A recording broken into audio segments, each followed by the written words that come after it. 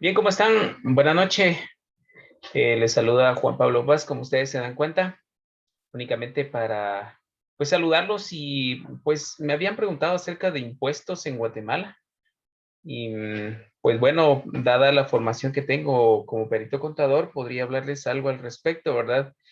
Podemos decir que en Guatemala tenemos nosotros una gran carga de impuestos. Es uno de los países en Latinoamérica que tiene más carga tributaria.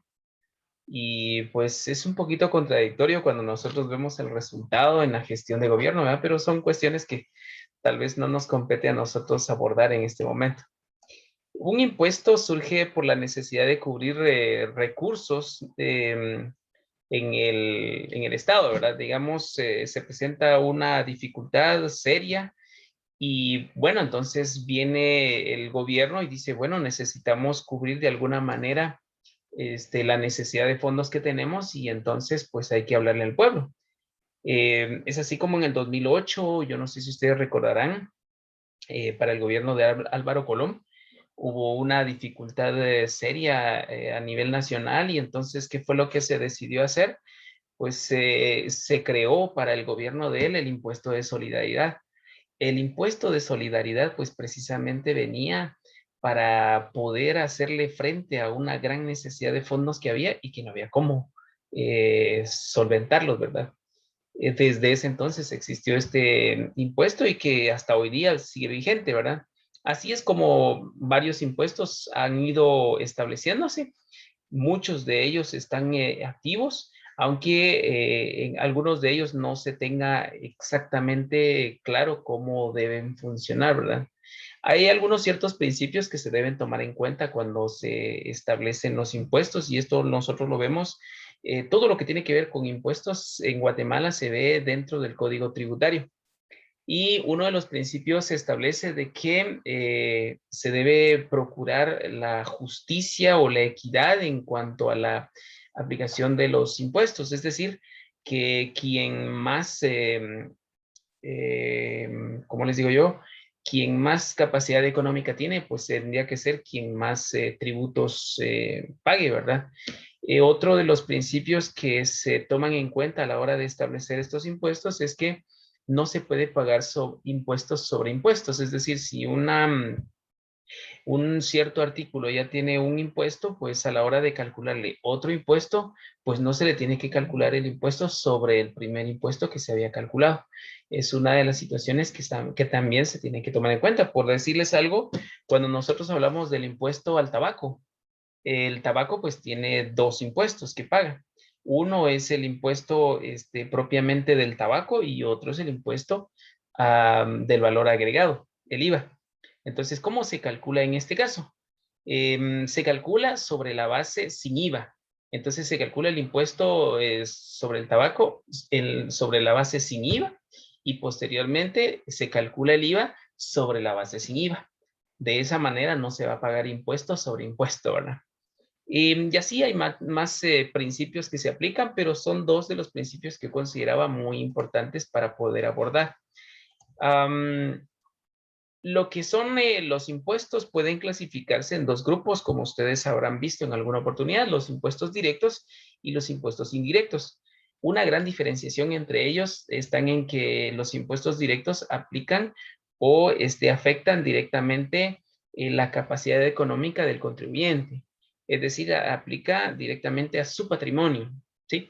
Mientras que los impuestos indirectos aplican cada vez que una persona consume, están dirigidos al consumo, ¿verdad? Entonces, dentro de lo que son los impuestos directos, uno de los que más se oye mencionar es el impuesto sobre circulación de vehículos. No solamente están los vehículos terrestres, ¿verdad? Tenemos los vehículos aéreos, tenemos los vehículos acuáticos y todos ellos deben pagar impuestos. Entonces son todos los que están afectos. Una, digamos, una característica importante de este impuesto es que los modelos más recientes son los que más impuestos pagan. Dependiendo del modelo del vehículo, puede pagar más impuestos entre más reciente es. Y a partir de ciertos años que ya tenga, digamos, unos 5 o 6 años hacia atrás, el impuesto pues queda fijo en una cierta cuota hasta que el vehículo se le dé de baja, ¿verdad? Eso es una de las características importantes del impuesto sobre circulación de vehículos y que vale la pena mencionar. Con relación al impuesto sobre vehículos, como decíamos, pues varía la tarifa. A la hora de pagarlo, ¿cómo se paga? Regularmente, pues hoy día, cuando como ya la SAT ha actualizado mucho su sistema de recaudación de impuestos, es raro que en Guatemala venga usted y llene su formulario a mano, ¿verdad? La mayoría de impuestos hoy día se pagan mediante formularios electrónicos. Entonces, cuando usted quiere pagar el impuesto sobre circulación de vehículos, usted se mete a una página de internet que se llama Declaraguate y en esta página usted puede ingresar los datos de su vehículo, ingresar los datos suyos como propietario y ya luego le genera cuánto debe pagar, ¿verdad? Luego se paga en cualquier banco y con eso queda resuelto el problema. En el caso del impuesto sobre vehículos, si no estoy mal, en julio se vence el plazo para pagar lo de un año, ¿verdad? Lo de un año calendario. En el caso del uso que se le da a estos impuestos, como decíamos, cada uno de los impuestos se supone que van para cubrir ciertas necesidades y en este caso el impuesto sobre vehículos, hay una buena parte del impuesto sobre vehículos que se destina a las municipalidades para que mantengan las calles. También hay una parte que se designa para lo que son el mantenimiento de carreteras, ¿verdad? Pues eso es en general acerca del impuesto de vehículos. En cuanto al impuesto sobre inmuebles, es otro de los impuestos que se caracterizan dentro de los impuestos directos. En este caso lo pagan los dueños de los inmuebles, todas las personas que son propietarios de ciertos bienes inmuebles, hablamos de terrenos, hablamos de casas, pues tienen un cierto pago que deben realizar sobre los bienes que tienen, ¿verdad? Ahora, ¿cómo se aplica este impuesto? Fíjense que en este caso a veces se considera como un arbitrio municipal porque hay muchas municipalidades que hoy día lo cobran directamente, aunque en muchos casos todavía es el ministerio o perdón, es lo que es la SAT quien se encarga también de la recaudación. Em, pero en este caso, cuando se hace el cobro de esa manera, pues al final se supone que el dinero tiene que llegar a parar a las municipalidades, ¿verdad? Em, en relación a la tarifa que se paga en el impuesto sobre inmuebles, estamos hablando de un 6% aproximadamente sobre el avalúo que se realice. Cuando se inscribe su propiedad en la oficina de catastro municipal, llega una persona que conoce del tema y entonces establece una cierta valoración sobre su inmueble, dependiendo de lo que tenga, ¿verdad? Si tiene casa, si tiene servicios, la ubicación, entonces ya se establece su valor. Partiendo del avalúo, se le aplica un cierto porcentaje, que es el 6%, y se paga trimestralmente. Usted está obligado a pagar a cada trimestre lo que le corresponde a usted, ¿verdad? El 6% sobre lo que es su inmueble. En este caso, pues como decimos, se paga directamente en las municipalidades, ¿verdad? No se paga por medio de la SAT directamente. Bueno, en relación a los impuestos directos, también tenemos el impuesto sobre la renta y pues tiene mucho de qué hablar porque el impuesto sobre la renta, primeramente podemos decir que se paga o hay tres hechos generadores. Todos los impuestos que se pagan pues tienen un hecho generador. El hecho generador es el motivo por el cual se debe calcular el impuesto, ¿verdad? O sea, la razón por la que se está pagando, qué acto que se está cometiendo provoca que se pague, ¿verdad? En este caso, el impuesto sobre la renta se puede generar. Recordemos que renta, y eso es una cuestión que muchos confunden, ¿verdad? Muchos confunden la palabra renta con el hecho de alquilar un espacio. Y realmente la palabra renta, en este caso, la debemos entender como ganancia, ¿sí? Una persona genera ganancia de tres maneras en Guatemala, así se maneja, ¿verdad? Las rentas de capital, las rentas por trabajo y las rentas por negociación, es decir, las rentas por dedicarse a negocio. Esas son las tres. En el caso de los comerciantes, compran y venden productos y servicios. En este caso, pues, estamos hablando de que son de este tipo de personas, los que generan rentas de negocio. Los que trabajan para otras personas son personas que generan ganancias de manera, por trabajo, ¿verdad? Generan renta de trabajo. Y en el caso de las personas que generan rentas de capital, se refiere más esto cuando existen algunos premios que se gana una persona. En ese caso es cuando genera una ganancia, ¿verdad? Cuando se ganan un premio y en este caso el impuesto sobre la renta pues se tiene que pagar. O también cuando una persona devenga intereses. Cuando usted, digamos, llega a dejar un dinero al banco para que genere intereses, usted está ahí ganando intereses y de esos intereses se le tiene que calcular un cierto porcentaje, ¿verdad? En el caso de lo que son lo que es el impuesto propiamente en el área de o las rentas que se generan por negociaciones, por negocio, existen dos regímenes que se manejan. El régimen sobre actividades lucrativas y el régimen perdón, opcional sobre actividades lucrativas. ¿En qué se diferencian uno del otro? El régimen sobre actividades lucrativas, el normal, podríamos decirlo así, se calcula a cada trimestre. Vencido un trimestre, la empresa tiene que hacer cuentas respecto de cuánto invirtió, cuánto ganó y de ahí pues restándole todos los gastos que tuvo, le va a tener que quedar una cierta ganancia. Hasta cuando ya se establece cuánto tiene de ganancia, si por decirlo así, invirtió 10,000 quetzales, y las ventas fueron de 15,000 quetzales, entonces realmente su ganancia no son los 15,000, ¿verdad? Sino solamente los 5,000 después de haber restado lo que invirtió. Sobre estos 5,000 es que el Estado de Guatemala dice, bueno, esto ya es una ganancia neta, sobre esta necesito yo que me pagues un cierto porcentaje. Y que puede ser desde un 31%, puede ser 28%, puede ser 25%, dependiendo de los montos, ¿sí? Depende de qué tanto dinero usted gana en este tipo de actividades, usted paga un 31, un 28, un 25%, ¿verdad? Dependiendo de cuánto usted está ganando. Ahora, con relación al otro régimen, el régimen opcional sobre actividades lucrativas, pues en este caso tiene la opción, si no quiere complicarse haciendo toda esta vuelta cada trimestre, pues hay una vuelta rápida, sí, una vuelta rápida, pero que también tiene su trampa, en la que al comerciante se le dice, usted no quiere hacer cuentas de nada, sencillamente venga usted y directamente sobre sus ventas, en este caso, si volvemos al ejemplo de la venta de 15,000 quetzales, a este negociante, si quiere irse a este régimen, se le dice, bueno, entonces si usted no quiere hacer tanta vuelta para ver cuánto realmente ganó, páguenos usted directamente un 5% sobre lo que facturó. Si sus ventas fueron de 15,000 quetzales, pues entonces su pago de impuesto de ISR va a ser el 5% sobre esos 15,000 quetzales. Esos son los dos regímenes sobre actividades lucrativas. En el caso de las rentas de trabajo, las rentas de trabajo que paga un trabajador, pagan un 5% si están ganando desde cero hasta 300,000 quetzales anuales. Estamos hablando anuales, ¿sí? En este caso es un pago, es un gasto, o perdón, es un cálculo anual.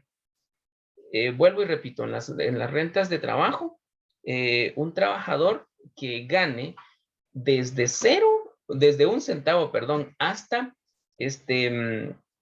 lo que son 300,000 quetzales, esta persona está obligada a pagar el 5% sobre el excedente que ha tenido. Y aquí hay una palabra bien importante, estamos hablando del excedente. Ahora bien, ¿cómo debemos entender esto? Entendámoslo de la siguiente manera. Existe siempre una renta imponible, ¿sí? Una renta imponible. ¿Y qué es eso de la renta imponible? La renta imponible es aquella renta sobre la cual, después de haber ya sacado los gastos que hayan generado esa ganancia, esa ya es la renta imponible. Y volviendo al caso del trabajador que está laborando para alguna empresa, si este trabajador está devengando 5,000 quetzales mensuales, ya se le hizo los descuentos de ley respecto de todas las cuotas que tiene que estar pagando, Y aún así, todavía le quedan, ¿qué? 4.800, 4.500. Entonces, no va a pagar el impuesto sobre los 4.500. Tampoco el Estado está tan mal de la cabeza, ¿verdad? Lo que hace el Estado es decir, bueno, esta persona necesita 4.000 quetzales para sobrevivir él con toda su familia durante un mes, ¿sí? Entonces, si la persona necesita 4.000 quetzales mensuales para sobrevivir, lo único que tiene él como excedente, lo que está ganando de más, por así decirlo, son 500 u 800 quetzales, dependiendo de cuánto le quede, ¿verdad? Entonces, el Estado de Guatemala viene y le dice, mira, sobre esos 500 u 800 que tengas de más, de los 4.000, sobre eso tendrías que pagarme el 5%, ¿sí? Entonces, al final es poco, ¿verdad? No es tanto, pero así es como se hacen los cálculos. Entonces, cuando se hace el cálculo, como vuelvo y repito, se hace anual, se establece entonces que si fulano llegó a devengar 60.000 al año, y para sus gastos, lo que son todos sus gastos, eh, tiene que ser los 12 por 4.000 quetzales, que serían 48.000 quetzales. Entonces, lo que tiene realmente como excedente, como sus rentas de trabajo, solamente los 12.000 quetzales. Entonces, sobre esos 12.000 quetzales es que debe calcularse el 5%. Pero obviamente no lo tiene que pagar todo junto en una sola vez, ¿verdad? Después de haber hecho ese cálculo para todo el año, viene y se subdivide dentro de 12, ¿verdad? Ese 5% sobre los 12.000 quetzales se subdivide dentro de 12 para que solo pague lo que le corresponde cada mes. Y esto, en este caso, ¿quién paga el impuesto? Es decir, ¿quién es el encargado de hacer el manejo del impuesto? El patrono, ¿sí? En el caso de los impuestos del ISR que mencionamos en actividades lucrativas, eso, perdonen, no se los mencioné, la forma de pagarlo es que viene el contador del empresario, el contador del negociante, o viene el negociante y dice, bueno, me meto a la página de Declaraguate nuevamente, busco el formulario, declaro toda mi situación y pues llevo ya luego ese formulario al banco, lo dejé pagado y ahí se acabó todo mi compromiso. En el caso de los que están trabajando en relación de dependencia, pues no es eso, ¿verdad? En este caso, estas personas lo que tienen que hacer es solamente estar de acuerdo en que se les descuente, porque es el patrono, el encargado, el patrono, el obligado a hacerle los descuentos de ley. Si el patrono por alguna razón, por desconocimiento, por olvido o por cualquier otra situación no le hace el descuento correspondiente al trabajador, pues el trabajador tiene al final la obligación de hacer su declaración, ¿verdad? Pero por lo regular, pues esto como está normado en ley, el mismo Ministerio de Trabajo se encarga de que todo esto se mantenga en orden, ¿verdad? Y que sea el mismo patrono el que venga y le descuente. Y en el caso de los otros, en la otra actividad que habíamos mencionado, en el caso de las rentas de capital, pues regularmente está entre un 7% también, entre el hecho de cuánto se tiene que pagar por cada vez que la persona genere rentas de capital. Estamos hablando de cuando cobra intereses o cuando se gana algún premio de lotería, ¿verdad? Entonces, son esas las situaciones y en ese caso, para la persona que gana un premio de lotería o sí, propiamente para los que ganan premios de lotería, estas personas sí tienen que hacer su declaración ingresando a Declaraguate, aunque en muchas oportunidades el organizador del evento es el encargado de hacer el descuento de una vez, ¿verdad? Y en el caso de los bancos que pagan intereses a las personas, también son los obligados a hacer los descuentos del impuesto sobre la renta para poderlo reportar en su momento a la SAT, ¿verdad? Esa es la manera en la cual funciona. El Estado de Guatemala al final lo que establece son mecanismos de modo que las personas no caigan en omisos y que tal vez si una persona no comprende mucho acerca de impuestos, acerca de leyes, pues trata de hacerlo de modo que alguien que sí entienda y que tenga interés en que la actividad se lleve a cabo, pues venga y le haga el descuento, ¿verdad? Esa es la manera en la que funciona el Estado para cuando es para lo que es la recaudación de los impuestos. Y bueno, llegamos a lo que son los impuestos directos. ¿Y cuáles son esos impuestos directos? Habíamos hablado de que son los impuestos que se cargan directamente al consumo, ¿sí? Y uno de ellos, pues, es el que nosotros conocemos mucho y que es el IVA. El IVA pues tiene diferentes modalidades. Se paga IVA cuando nosotros hacemos la compra de un bien inmueble, cuando hacemos el traspaso de un vehículo, se paga el 12% de IVA, ¿verdad? Anteriormente era el 10%, pero posteriormente se vio la necesidad de que pues había que cubrir más presupuesto en Guatemala y se tuvo que subir al 12%. Y vaya que ahora pues no ha subido. Y les comento, ¿quién es el encargado? ¿A quién se le ocurre hacer todo eso?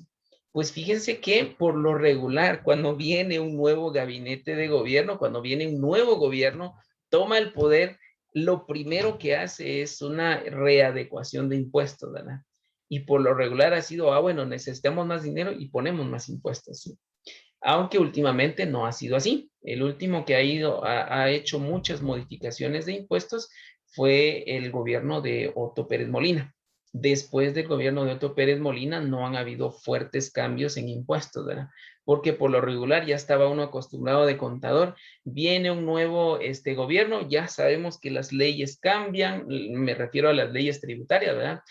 Tal vez hay que incrementarle más a los impuestos porque así lo dice la nueva ley, tal vez cambia el mecanismo para pagar y varias situaciones que van cambiando, ¿verdad? Pero eso lo generan los políticos. Los políticos son los que establecen que necesitamos cubrir más demandas de recursos y entonces ellos van haciendo los ajustes, pero últimamente no se ha dado. ¿Por qué? Pues ahí sí queda una buena pregunta para ustedes. Investigar por qué últimamente no se ha dado en Guatemala el hecho de los ajustes a los impuestos. Y bueno, yo podría decirles que es porque, bueno, una de mis teorías es que estamos tirándolo todo a préstamos, ¿sí? No estamos cargándole mucho impuesto o más impuestos a los contribuyentes, pero también estamos pensando en prestar por otro lado, ¿verdad? Eso pienso yo, pero ahí sí que vean ustedes cuál es la razón real, ¿verdad? Bueno, nos estamos saliendo del tema. En el caso de los impuestos indirectos, como decíamos, los impuestos indirectos son los que aplican directamente al consumo. Y entre ellos decíamos que está el IVA. El IVA tiene dos regímenes. Está el régimen general. El régimen general establece que las personas que están obligadas a llevar contabilidad completa, pues lo que deben hacer es lo siguiente. Como son los comerciantes, estamos hablando de comerciantes, deben hacer cuentas acerca de todo el IVA que pagaron cuando hicieron sus compras, ¿sí? Si yo compré una docena de pantalones, pues yo tuve que pagar el IVA sobre esa docena de pantalones, ¿sí? Pero al mismo tiempo, cuando yo venga y venda esos 12 pantalones, porque no me los voy a quedar yo, ahí voy a estar cobrando el IVA sobre esta venta, ¿verdad? Entonces, en ese maneje de las transacciones comerciales, un distribuidor, un comerciante, pues maneja esa situación de cuánto IVA yo pagué y cuánto IVA yo cobré. Lo que el Estado de Guatemala, lo que la SAT establece es que el contribuyente lo único que tiene que hacer es, o quien lo declara, ¿verdad? Lo único que tiene que hacer es la diferencia entre los dos. ¿Qué le digo yo? Pagué 20 quetzales de IVA y cobré 30 quetzales de IVA. ¿Cuánto es lo que yo tengo que pagarle a la SAT? 10 quetzales, ¿verdad? ¿Por qué? Porque cobré 20 y, perdón, porque pagué 20 y porque cobré 30. Entonces la diferencia entre lo que pagué y lo que cobré son 10. Entonces yo pago esos 10 de IVA que yo cobré, ¿verdad? Recordemos que es el 12% sobre las compras o sobre las ventas, según es el caso, ¿verdad? Ese es el sentido acá. Bueno, ese es uno de los regímenes que existen. ¿Y cómo se declara? Igual, vamos a declarar Guate. Hay toda una serie de formularios para diferentes circunstancias que se den. Y ahí yo busco el de mi régimen correspondiente, ¿verdad? Pero también está el régimen simplificado. Y en este caso, pues no se llama régimen simplificado, se llama el régimen del pequeño contribuyente. Muchos de ustedes habrán oído acerca del término del pequeño contribuyente. Y el pequeño contribuyente nace por la idea de que, ¿cómo va a estar haciendo cuentas uno así, como que fuera de contador, cuando tal vez su negocio no es tan grande, ¿verdad? No maneja mayor cosa, su negocio tal vez es solo para poder sobrevivir y genera, si mucho, unos 3,000, 4,000 quetzales de ganancia al mes. Entonces no tendría como para tener que estar haciendo tanta cosa, ¿verdad? Entonces, para este tipo de contribuyentes, el Estado de Guatemala establece lo siguiente, mire, no tiene que complicarse tanto entre el IVA que cobra y el IVA que paga, ¿verdad? No tiene que complicarse nada con eso. Sencillamente usted venga y haga una sumatoria de todas las facturas que emitió. Y entonces usted declare el 5% sobre las facturas que usted emitió y ahí se acabó todo y ya no tiene que hacer nada más. Este régimen es bastante popular por esta manera en la cual funciona, ¿verdad? Que solamente es el 5% sobre las ventas y ahí muere todo. La desventaja es que no importa cuánto IVA usted pudo haber pagado, ahí no le cuenta nada, ¿verdad? Sencillamente usted va a pagar 5% sobre las ventas que usted haya realizado. Entonces sí, siempre tiene alguna su trampa, ¿verdad? Pero pues es una cuestión que sí ha venido a ayudar a las personas que no están en condiciones de incluso pagarle a un contador, ¿verdad? Entonces por eso existe esta modalidad. Y ahí las dos modalidades del IVA. Y en el caso de las personas que lo manejan como pequeño contribuyente, tienen la ventaja de que no tienen que manejar el ISR, están exentos del ISR. Esa es una de las ventajas que tienen los pequeños contribuyentes. No así los comerciantes que están en el régimen general, que ellos sí están obligados a declarar el IVA y luego también todavía a declarar el impuesto sobre la renta, ¿verdad? Que sí está bastante cargado para ellos. Bueno, eso es el primer impuesto indirecto que podríamos hablar. También podemos hablar acerca del impuesto al tabaco.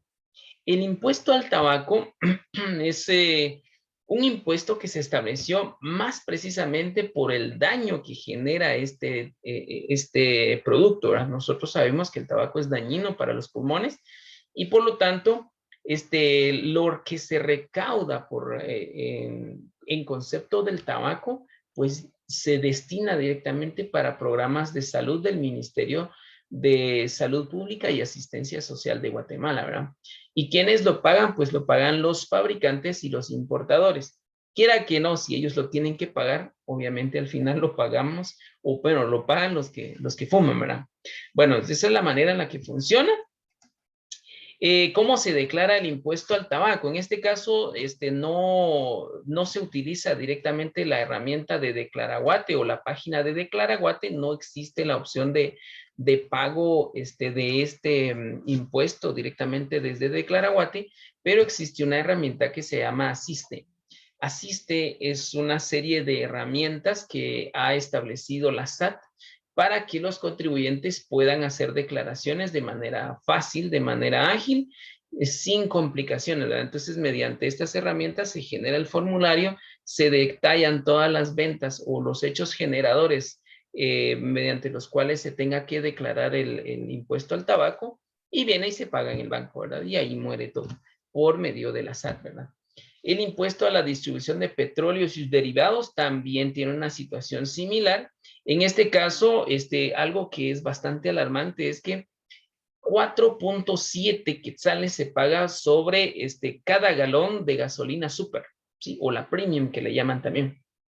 Imagínese usted, 4.70, 4 quetzales con 70 centavos por cada galón de gasolina, directamente es por concepto de pago de distribución, o sea, es por concepto de impuestos por el hecho de estar distribuyendo gasolina. El petróleo y sus derivados, hay muchos derivados del petróleo.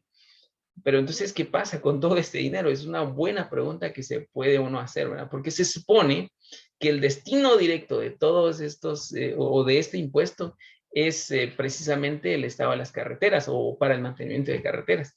¿Y cuántos de nosotros no hemos oído acerca de que se construyen carreteras, pero a base de millonadas de préstamos, ¿verdad? O se construyen al final autopistas, pero con con inversión privada, ¿verdad? Entonces, ¿a dónde llega a parar todo este dinero?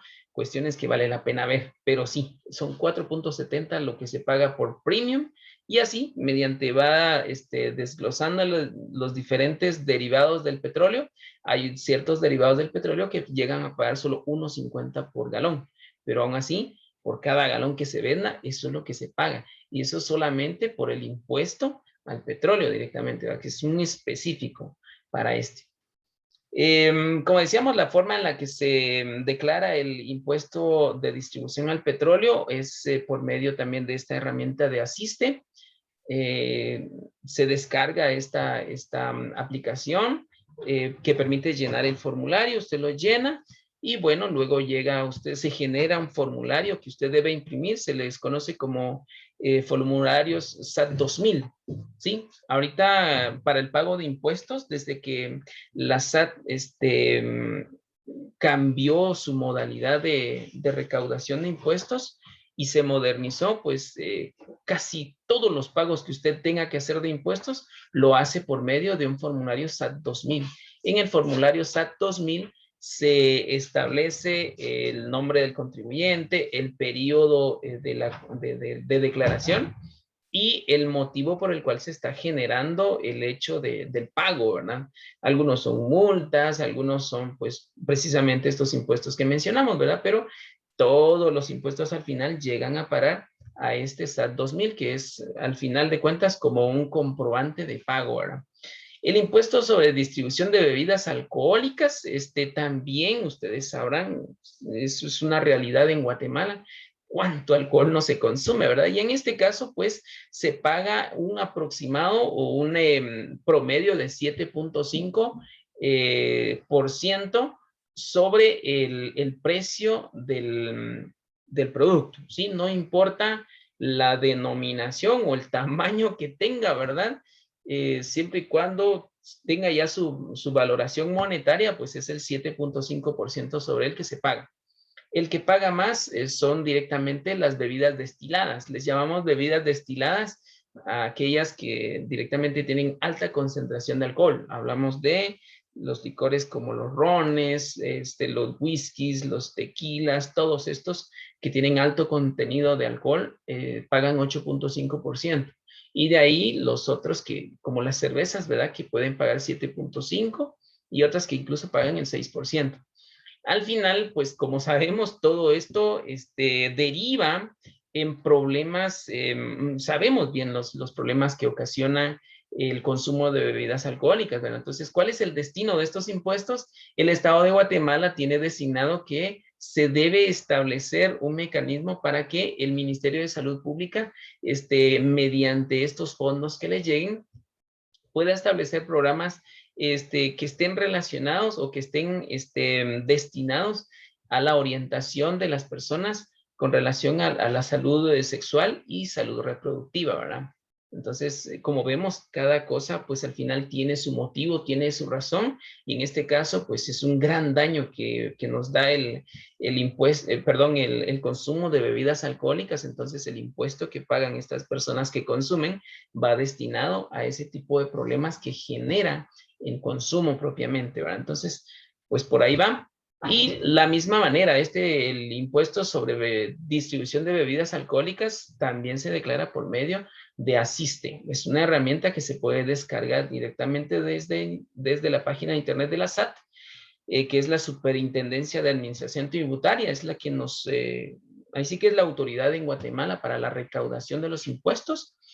Y pues por lo regular estas herramientas de Asiste pues tienen que ser personas ya un poquito más preparadas, personas que conozcan impuestos, que las manejen, porque sí es una herramienta un poquito ya más compleja, no es tanto como la de Declaraguate que está como para cualquier público, ¿verdad? El impuesto sobre la distribución de cemento, ya con esto vamos finalizando, está establecido pues para los fabricantes y los importadores de cemento. En este caso, pues pagan 1.50 por cada saco de cemento que se vende en Guatemala. Sabemos bien que a raíz de hace algunos años que se desmonopolizó lo que es la distribución del cemento, ya sabemos bien que existe mucho cemento que entra por el lado de México, ¿verdad? Entonces, y otros cementos que existen de otras marcas por ahí. Ya no solo existe el cemento Progreso que por muchos años fue monopolio en Guatemala, pues sea cual sea la denominación del cemento, 1.50 paga cada saco de cemento que se vende en Guatemala. Ahora bien, el destino que pueda llevar esto, fíjense que en este caso se los debo. Sí, en este caso no, ya no me ocupé de ver el destino que tenga, pero todos ellos van destinados, ya sea algunos para resarcir ciertos, ¿cómo le digo yo? Problemas que generan estas actividades, y a mí no me sorprendería que esto, parte del dinero que se obtiene de la distribución de cemento, pues vaya para problemas, digo, para programas que vayan en relación eh, al conservamiento de la naturaleza, ¿verdad? Toda vez que lo que es la explotación de esta actividad, pues también degenera nuestra naturaleza, ¿verdad? Pues eso podríamos nosotros hablar acerca de los impuestos. Sabemos bien que no puede existir una actividad de gobierno sin recursos, sin fondos. Definitivamente de alguna parte tienen que salir los recursos que maneje el Estado. Y hay algo curioso que sí vale la pena verlo, porque fíjense que en Guatemala hemos tenido la necesidad de estar aportando más en impuestos a raíz de que también muchas empresas de servicios se fueron privatizando. Ustedes tal vez no lo sabrán, pero anteriormente la energía eléctrica pues era una empresa nacional. Lo que era la empresa de telefonía era una sola empresa, era una empresa nacional. Sin embargo, para ese entonces, bueno, en el caso de la energía eléctrica era bastante barata, era muy barata. Cuando estaba a cargo del Instituto Nacional de Electrificación, era bastante barata. En el caso del teléfono, pues ha surgido una situación contraria. El teléfono era carísimo, el servicio de telefonía anteriormente, y cuando se privatizó, pues eso ayudó a que se abaratara mucho los precios de los servicios de telefonía. Pues son situaciones que tal vez sí vale la pena ver ya, analizar en un curso de economía, y ese no es el caso de ustedes, pero sí es bueno que ustedes también en cierto modo tengan nociones acerca de cómo funciona estos instrumentos en el gobierno, ¿verdad? Y más o menos cuál es el motivo por el cual surgen, ¿verdad? Y como vuelvo y les repito, una de las razones por las cuales tal vez tenemos una gran carga de impuestos en Guatemala puede deberse al hecho de que en Guatemala ya casi no tenemos empresas nacionales de servicios. Una forma de quitarnos los impuestos sería mediante la proliferación nuevamente de empresas nacionales. Bueno, eso es todo lo que podía yo compartir con ustedes. Éxitos en sus estudios y buena tarde.